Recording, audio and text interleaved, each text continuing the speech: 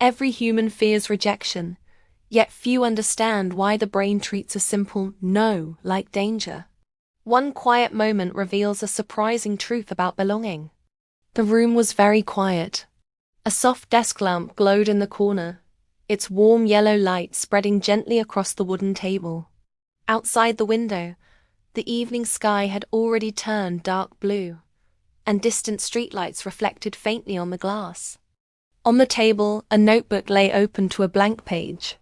The person sitting in the chair stared at it for a long time, while a pen rested between two fingers, unmoving. The idea was already there, formed in the mind hours earlier. It felt interesting, maybe even important, something worth sharing. Yet the hand never moved. Instead, the mind began asking its usual questions. What if it sounds stupid? What if people don't like it? What if someone laughs? The pen slowly touched the paper, then lifted again. Nothing was written. The silence in the room felt heavy, even though nothing had actually happened. The person leaned back in the chair and looked quietly at the ceiling. This feeling was not new. In fact, it appeared almost every day. Sometimes it happened during conversations. Sometimes while sending a message. Sometimes in meetings, when a good idea suddenly felt too risky to say out loud. And every time the same thing happened. The mind imagined rejection before anyone had even spoken. Earlier that afternoon, the person had been sitting in a bright meeting room. Sunlight poured through wide windows and filled the space with soft white light. A few people sat around a long table discussing a new project. The conversation moved quickly, ideas bouncing from one person to another. Everyone seemed relaxed, confident, comfortable. At least, that was how it looked. Inside the quiet mind of the person sitting near the end of the table, something very different was happening. A thought appeared, a simple suggestion that could help solve a small problem everyone was discussing. For a moment, excitement rose. The heart beat a little faster, and the brain imagined speaking up. But then another voice appeared inside the mind. What if they think it's wrong? What if someone says it doesn't make sense? What if they look at you like you don't belong here? The excitement faded. The person stayed silent while someone else spoke instead. The meeting continued. No one noticed the quiet idea that never left the mind. But inside the chest, something small and heavy remained, a quiet disappointment. Later, while walking home, the person noticed how peaceful the outside world felt. The air was cool, shops were closing for the night, and soft yellow lights glowed from their windows. Everything outside seemed calm. Yet inside the mind, a question slowly appeared. Why does this happen every time? Nothing bad had happened in the meeting. No one had criticized anyone. No one had laughed at someone's idea. In fact, the conversation had been friendly. So why did the brain act as if danger was everywhere? Why did speaking feel risky? The person stopped walking for a moment and looked down the quiet street. People passed by without noticing. A bicycle rolled slowly down the road, and a distant car moved through the intersection. Life outside seemed simple, but inside the mind, the same strange pattern kept repeating.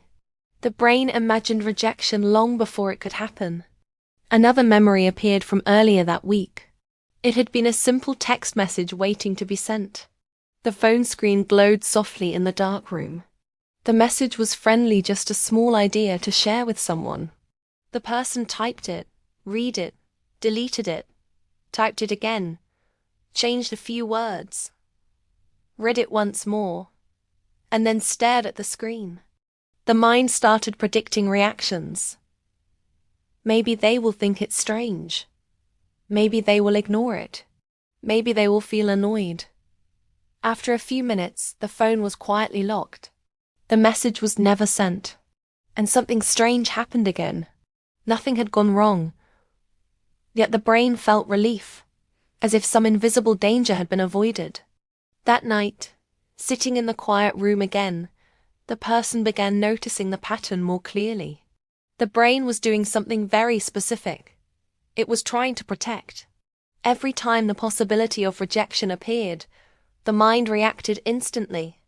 It predicted embarrassment, judgment, even isolation. Then it created a simple solution: avoid the situation. Don't speak. Don't send the message. Don't share the idea. Don't take the risk. At first, this protection felt helpful. Avoiding rejection meant avoiding emotional pain. But slowly another truth began to appear. The protection had a hidden cost. Ideas stayed inside the notebook. Messages stayed inside the phone. Thoughts stayed inside the mind. Opportunities quietly passed by. The person sat still for a long moment, while the desk lamp continued glowing softly. Outside, the night had grown deeper, and suddenly a strange realization appeared. The fear of rejection felt powerful, real, and important, but most of the time, the rejection had never actually happened. It existed only inside the mind. The brain was reacting to a prediction, not reality. Slowly, the person looked down again at the blank notebook page. A pen rested quietly in the hand. For the first time, a different thought appeared. Maybe the mind was not weak. Maybe it was doing exactly what it believed was necessary.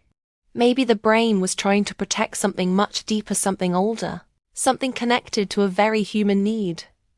The need to belong. And somewhere inside that quiet realization, a new understanding was beginning to form. The full answer had not appeared yet, not completely. That realization would come later. For now, the person simply sat in the warm glow of the desk lamp, watching the quiet page and noticing the mind in a new way. The fear was still there, but it no longer felt invisible. Now it had a shape. And when something finally has a shape, it becomes possible to understand it. The desk lamp continued to glow softly over the wooden table as the person remained seated, staring at the page that had been blank only moments earlier. The quiet room felt different, now not lighter or heavier, but somehow clearer. For the first time, the silence no longer felt like pressure pressing down on the mind. Instead, it felt like space. Slowly, the pen began to move. One word appeared on the page, then another. The sentences were simple and uneven, far from perfect, but the pen kept going. A small idea that had lived inside the mind for hours was finally making its way onto paper. After a few minutes, the person leaned back in the chair. The notebook page was now filled with scattered thoughts and small observations. None of it looked extraordinary, yet it felt real. Outside the window, the wind brushed gently against the glass, and somewhere down the street a distant laugh echoed through the quiet night. The person closed the notebook and smiled quietly. Nothing in the world had changed, yet something inside the mind had shifted slightly. The next morning arrived with pale sunlight and cool air. The meeting room looked exactly the same as it always did. The same long table. The same faint humming sound from the ceiling lights. The same slow gathering of people carrying coffee cups and papers. Someone joked casually about the weather, while others settled into their seats. Once again, the person sat near the end of the table. During the discussion, a familiar thing happened. A small suggestion appeared in the mind. Immediately, the usual voice followed. What if they don't like it? The tight feeling returned to the chest, but this time another thought appeared beside it. Maybe nothing bad will happen. The heart beat faster. The person raised a hand slightly. The room did not freeze. No one stared. Someone simply glanced over and said casually, "Yeah?" The person spoke. The voice felt quiet at first. "I was just thinking, maybe we could try a different order for the steps. It might save some time." For a moment, the room became silent. The brain immediately prepared for rejection. But instead, someone nodded. Another person leaned forward. "That actually makes sense," one of them said, and someone else added, "Yeah, we could test that." The conversation continued as if nothing unusual had happened. The person blinked slowly, surprised. The fear had sounded so loud in the mind, yet the moment itself felt small and ordinary. Later, while leaving the building, another quiet person from the meeting walked beside them. "That idea you mentioned earlier," they said casually. "I liked it." The person looked slightly confused. "Really?" The other person smiled. "Yeah, you should speak more often." They stepped outside together into the bright afternoon sunlight. For a moment neither of them spoke, until the other person chuckled softly. "I almost said something too," they admitted. "But I kept overthinking it." The person laughed. The sound felt natural. "Same," they said. When they reached the corner of the street, the other person paused. The air smelled faintly like rain.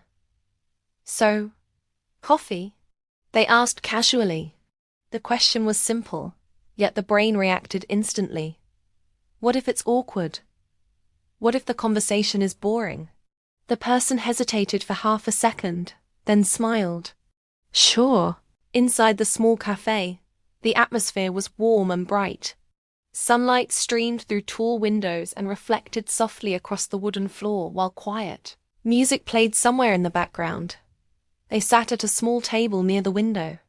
At first the conversation moved slowly, but soon laughter appeared between sentences. They talked about awkward meeting moments, embarrassing mistakes, and ideas that never got shared. At one point, the other person stirred their coffee and said something unexpected. "You know, I used to think everyone else was confident." The person looked up. "But then I realized," they continued with a small smile, "most people are just pretending not to be scared." The person nodded thoughtfully. "That makes sense." A comfortable silence settled between them for a moment, before the other person leaned forward slightly. "So what made you speak today?" they asked. The question lingered in the air. The person thought about the quiet room from the night before, the blank notebook, and the strange realization that had begun forming. "I think I realized something," the person said slowly. "What?" "That my brain keeps trying to protect me from rejection." The other person nodded thoughtfully. "But most of the time," the person continued, "the rejection hasn't even happened yet." The other person laughed softly. "That's painfully true." Sunlight shifted slowly across the table while people passed outside the cafe window. After a moment, the other person spoke again. "You know something strange?" "What? I almost didn't ask you for coffee." The person raised an eyebrow. "Why?" The other person smiled shyly. "I thought you might say no." Both of them laughed at the same time, the sound filling the small table with warmth. For the first time, the fear of rejection felt almost funny, not powerful or controlling, just human. Over the following weeks, small changes began appearing in everyday life. The person started speaking more during conversations, sharing ideas more often, and sending messages without rewriting them over and over. Some moments were still uncomfortable. Sometimes people disagreed. Sometimes ideas were ignored. But something surprising kept happening. The world continued moving forward.